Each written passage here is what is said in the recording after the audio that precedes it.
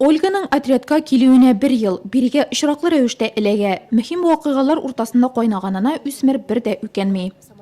Особенно вот значимо для меня. Минем өчен иң беренче һәм иң әһәмиятле чара хәтер шәме булды. Анда мин яңа кешеләр, оешма эше белән якыннан таныштым. Эш катлаулы, әмма минем барысы да уңышлы дәвам итә. Вообще больше с этой организации.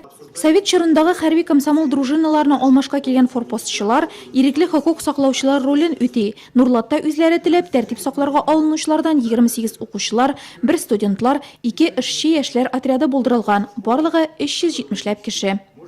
В каждой школе имеются отряды. Һәр мәктәптә форпост үзәгенең профилактика отрядлары эшли. Аларның төп максаты мәктәп эчендәге чараларда җәмәгать тәртибен саклау.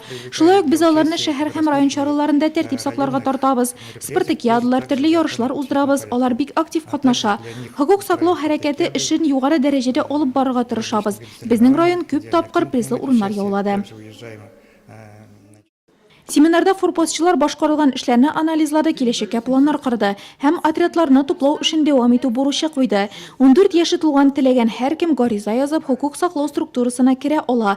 Моннан тыш ул актив, үҗәт, законнарны үтәүдә нык ихтыярлы булырга тиеш. Нурлат хокук саклаучылары үзләренең яшь ярдәмчеләренә шундый теләк җиткерде. Почаще вас хочется видеть на улицах. Сезне урамнарда, җәмәгать урыннарында ешрак күрәсебез килә. Форпостчылар булгач, башкаларга үрнәк булырга тиешсез. 369 кеше үзен тәртипле тотса, законнарны бозмаса, бездә дә тәртип булачак. Башкалар да сезгә тартылсын, сездән үрнәк алсын иде. Чарада үзәкнең актив әгъзаларына, отрядлар кураторларына мактау кәгазьләре һәм рәхмәт хатлары тапшырылды.